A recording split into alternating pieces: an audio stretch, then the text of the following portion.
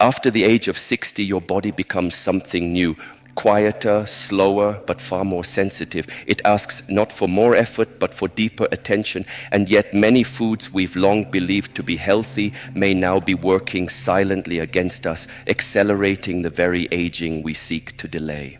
I didn't come to this realization through textbooks or theory, but by observing my own grandmother.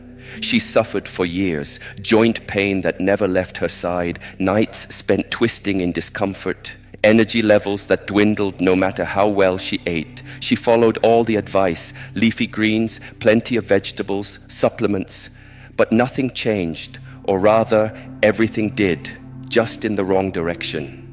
After she passed, I began to investigate. 2 years of research into aging, digestion, and nutrition opened my eyes to a quiet truth.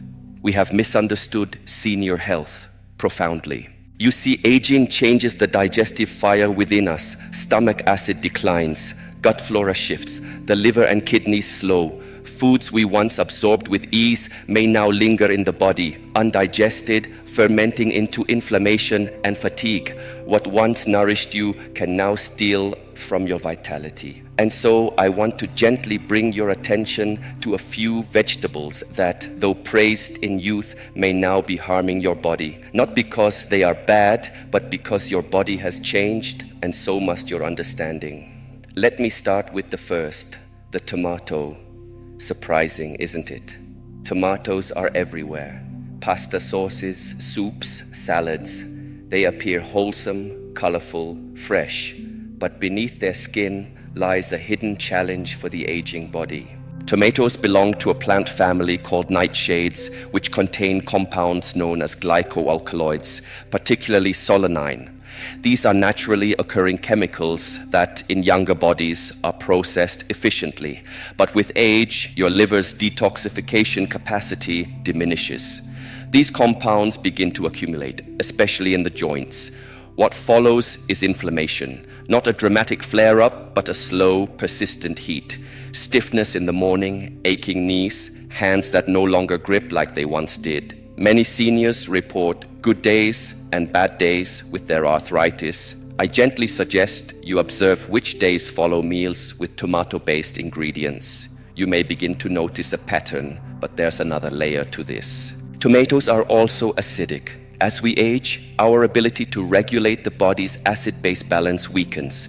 To neutralize the acid, the body draws minerals from within. Calcium from your bones, magnesium from your muscles. Slowly, subtly, you may be depleting your own structural strength in the name of health. I remember sitting in silent reflection after a conversation with my grandmother's doctor.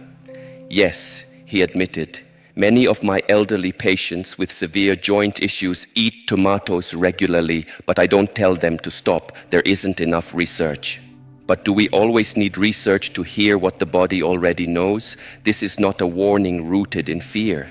It is an invitation to listen more deeply. Your body is wise. It has carried you for decades. Perhaps it is whispering, not shouting. Perhaps tomatoes, once your friend, are now asking to be set aside, not in rejection, but in respect for your changing nature. You are not fragile, you are evolving, and so should your nourishment.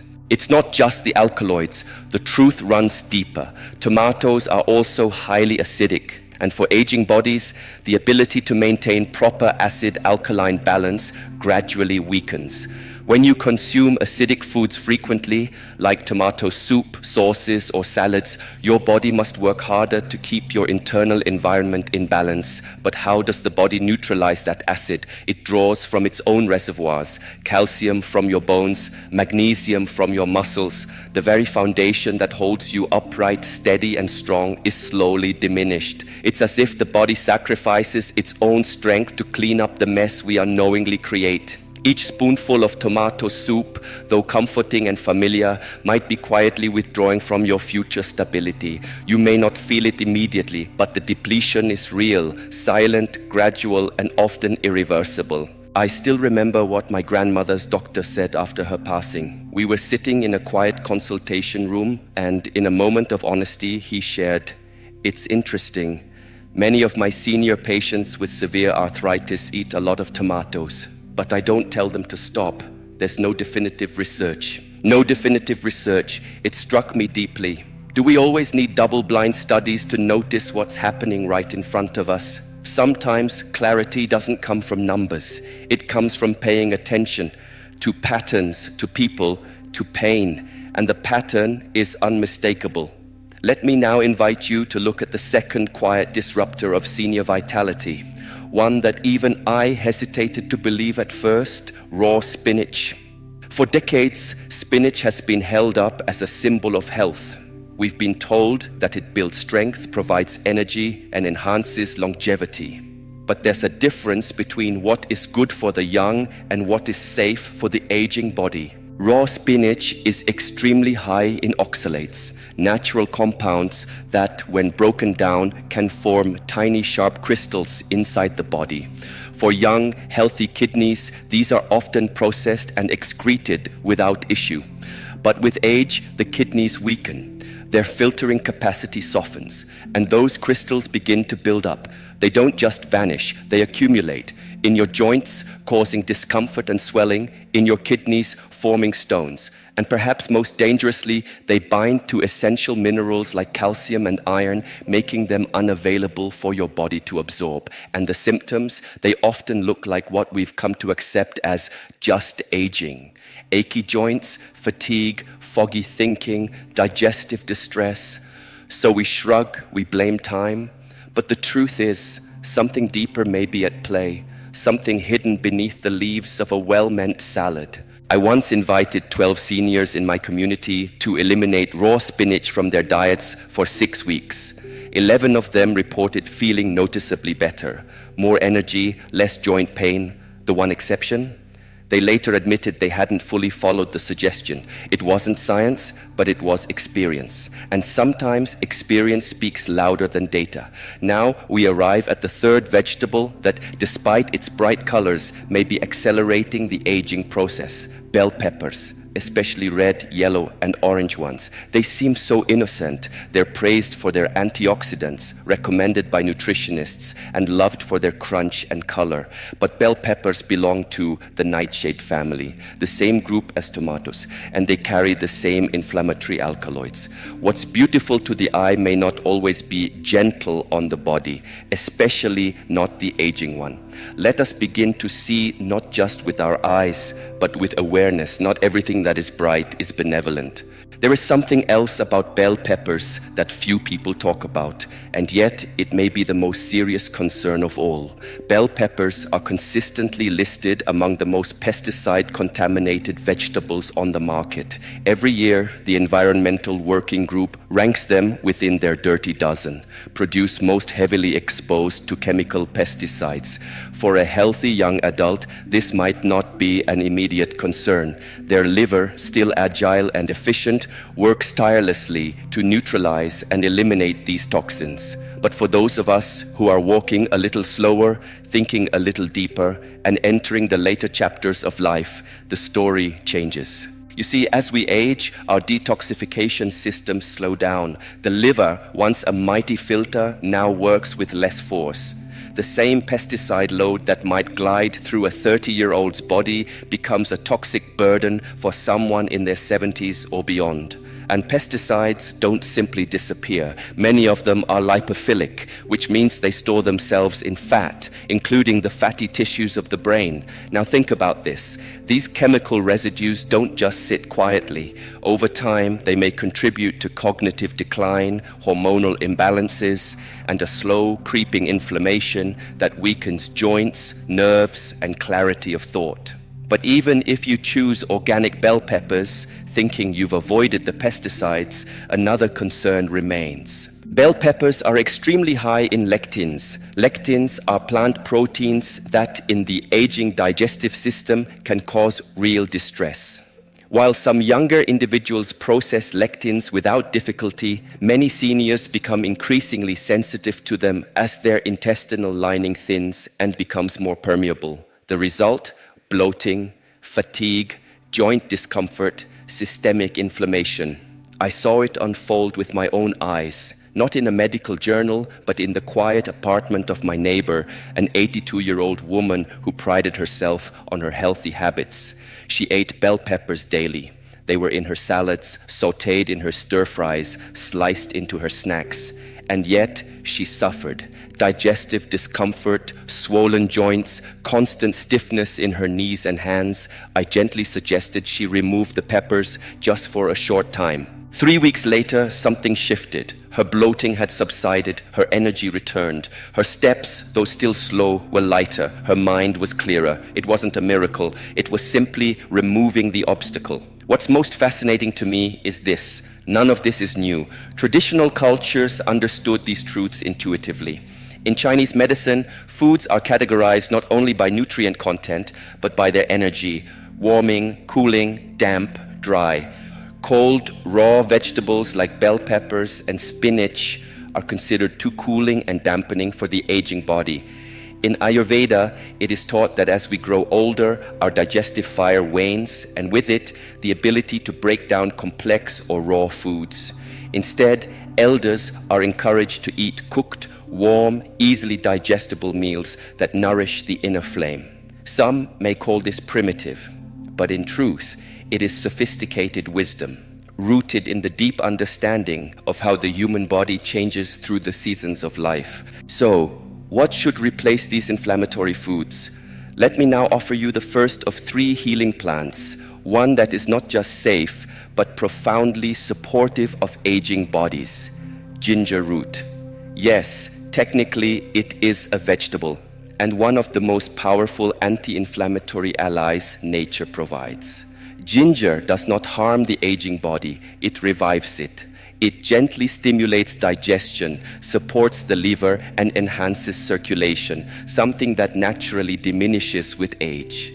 Its active compounds, called gingerols, have been shown to reduce chronic inflammation, the low-burning fire that silently erodes vitality over time. But ginger goes further. It does not merely reduce symptoms. It has been shown to stimulate the repair of cartilage in joints, to enhance mobility, and to bring warmth to cold hands and tired legs. Unlike medication, which often masks pain, ginger invites the body to heal itself from within. And healing, when it comes from within, is the most enduring kind of strength. As the years pass, the rhythm of the body shifts, circulation slows, blood no longer flows with the same force to your joints, your muscles, your inner organs. It is as though parts of you begin to starve, not from lack of food, but from lack of nourishment, reaching where it is needed most. But nature, in her quiet wisdom, offers an answer.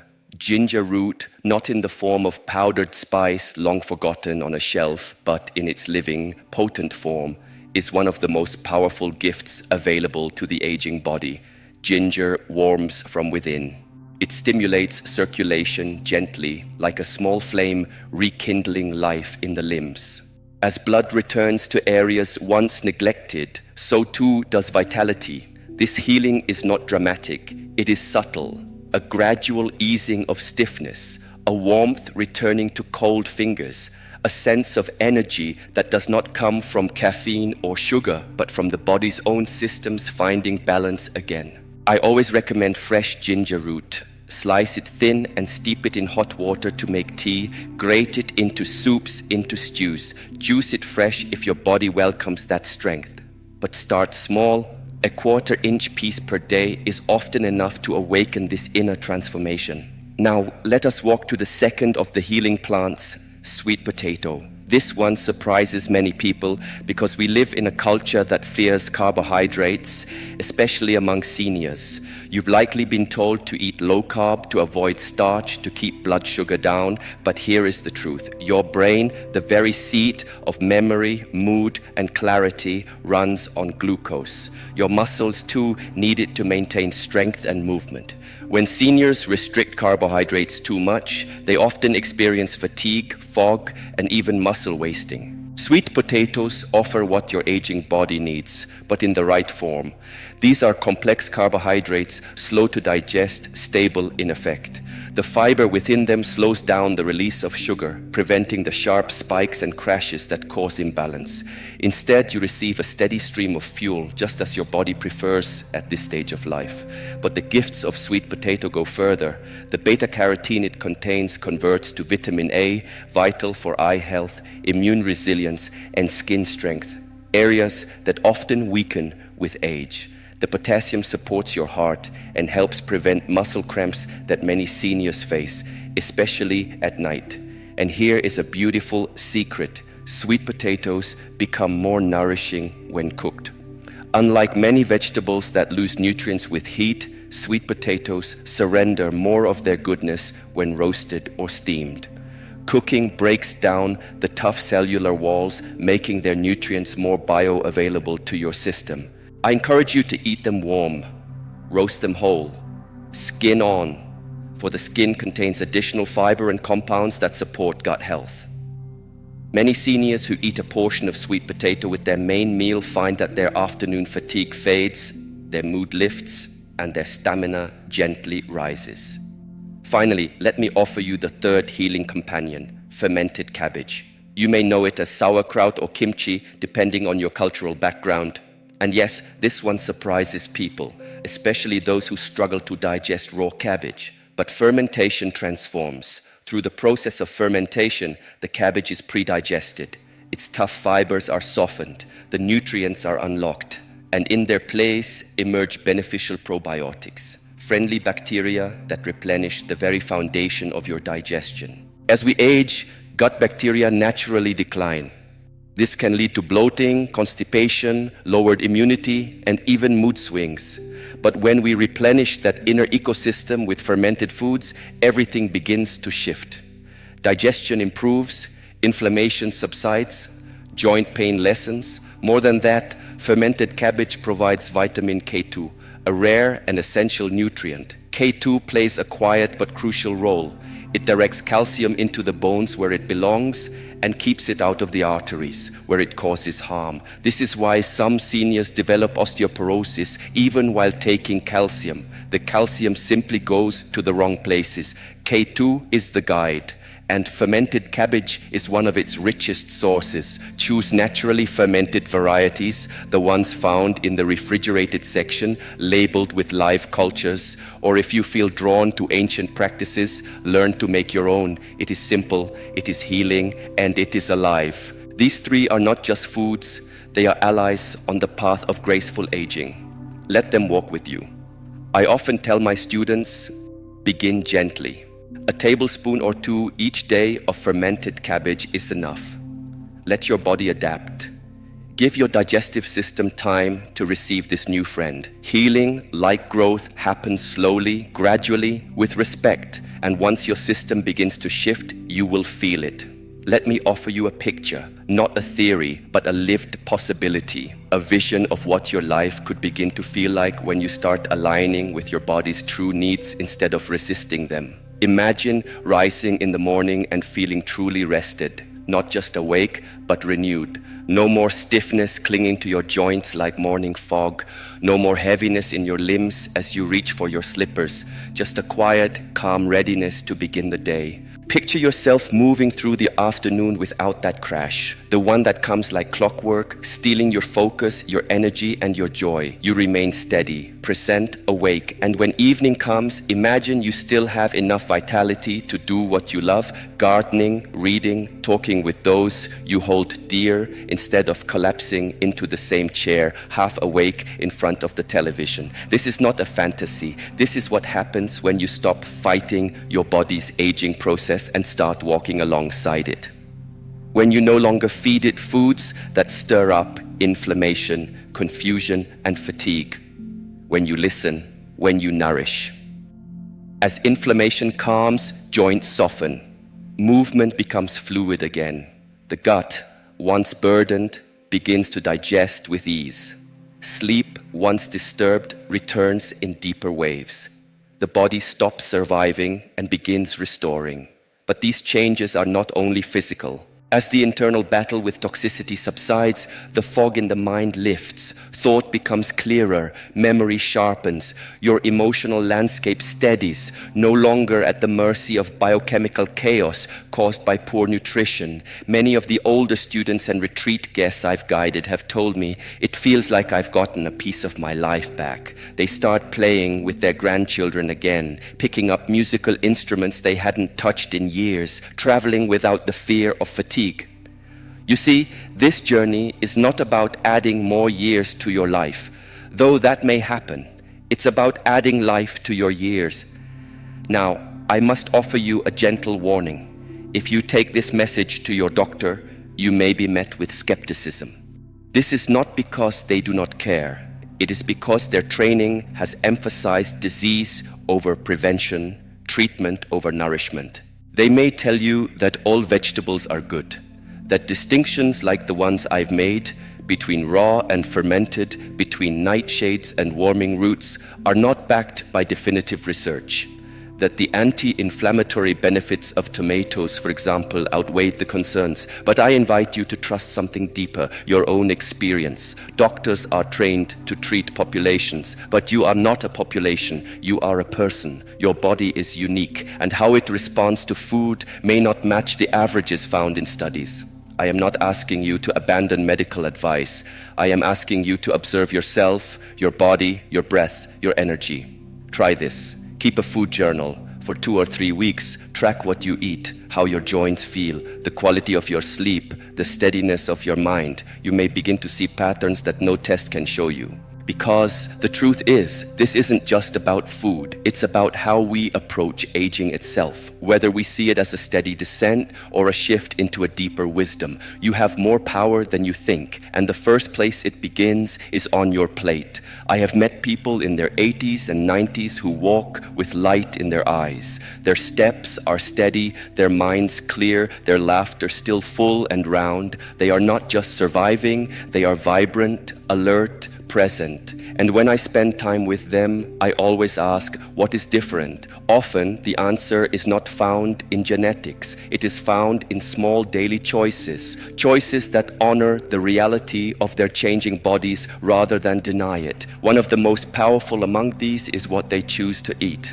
The vegetables I've asked you to reconsider are not evil. They are not poison. For younger people, they may even be deeply nourishing. But here is the truth we must accept. You are no longer the person you were at 30. To eat as though nothing has changed is like insisting on wearing the same size shoes you wore as a child. They don't fit anymore, and they cause pain if you keep forcing them on. This truth is not limiting, it is liberating. It means you have more influence over how you age than you may have been led to believe. You are not at the mercy of decline. Small adjustments, quiet, thoughtful shifts in your daily meals can shape the quality of your life in profound ways. Not tomorrow, today. Of course, walking this path may bring certain challenges, especially the ones that come not from your body, but from your surroundings. When you begin changing how you eat, you might face social resistance. Family members may question why you no longer want tomatoes in your salad. Friends may raise their eyebrows when you pass on the spinach wrap or skip the raw vegetable platter at gatherings. They may label your choices as restrictive or call it a fad. But this is where I invite you to stand still within yourself. You are not here to justify your healing. You don't owe anyone an explanation for choosing foods that serve your well-being. You can simply say, nightshades seem to bother my joints, or leafy greens don't digest well for me anymore. That is enough. Keep your peace. In time, those who truly care for you will see the change in your movement, in your mood, in your strength, and they may begin to follow your lead. It also helps to find a supportive community, even if small. This might be an online group of like-minded seniors, a wellness program at your local center, or a single friend who is also choosing vitality over habit. Healing is easier when it's shared. Now, let us speak honestly about the economic reality of these changes. I understand that many elders live on fixed incomes, and food costs are no small concern. But I want you to know the path I offer is not expensive. In fact, over time, it can reduce your expenses in meaningful ways. Ginger root costs very little, and a small amount goes a long way. Sweet potatoes are among the most affordable, nutrient-rich foods you can buy, and making your own fermented cabbage, sauerkraut, cost pennies per serving, and one batch can last for weeks. Even more important, these foods reduce inflammation, they reduce pain, they support strength, which means fewer doctor visits, fewer prescriptions, fewer painkillers. And when you eliminate the foods that keep your body inflamed, many people find something surprising happens. Their appetite begins to regulate naturally. They eat less, feel more satisfied, and spend less money overall while nourishing themselves more deeply. So I invite you to look forward, not just at today's plate, but at the road ahead. Where do you want to be 5 years from now? Do you envision yourself moving with strength and steadiness, or slowing further with each year, enduring more pain than necessary? Your next meal is a fork in the road. You don't need to change everything at once. Just start by removing one inflammatory food this week. Replace it with one healing food next week. Listen closely. Your body will tell you what it needs and what it's grateful you've let go. Remember, aging is inevitable, but decline is optional. With every meal, you are either building your health or eroding it. There is no neutral ground. You are choosing vitality or you are choosing depletion. And here, at this threshold, I share with you the insight that changed everything for me. Let us go there together. I have come to understand that the reason many elders continue eating foods that harm them is not because they lack knowledge. It's because they've quietly accepted a false idea that feeling tired, foggy, or in pain is simply what aging feels like. But what if I told you that it isn't? What if much of your discomfort, the aching joints, the heavy fatigue, the bloated belly, the slow mind, is not the natural course of aging, but simply the result of eating in a way your body no longer agrees with? This realization that you are not powerless may be the most important step in your healing. You see, the foods in your kitchen right now are not neutral. They are either supporting your strength or slowly draining it. Every bite is either restoring you or removing something from you. And the choice, it belongs to you. Your body has carried you through a lifetime. It has endured stress, illness, movement, stillness, joy, and sorrow. It has never abandoned you, not even in pain. Now, it is asking to be nourished not by habit, not by outdated guidelines, but by wisdom. You no longer need the foods that made sense 30 years ago. You need the ones that speak to who you are today, a body that has changed, a spirit that has matured, and a life that deserves clarity, lightness, and strength. These are not lofty dreams. They are natural outcomes when you begin eating in alignment with your evolving physiology. So I leave you with one final thought, not a warning, but an invitation. The question is no longer, can I afford to make these changes? The real question is, can I afford not to? Because each day you delay is another day your body must work harder than it needs to. Another day of discomfort. Another day your future self will wish you had chosen differently. You already have the wisdom. Now let your actions reflect it. Choose consciously. Choose kindly. Choose as one who understands how you age begins with what you place on your plate. Aging is a path we all must walk, but the way we walk it, heavy with regret or light with intention, is entirely our choice. Each meal is a step. Walk it with care, with clarity, and with love for the body that has carried you this far.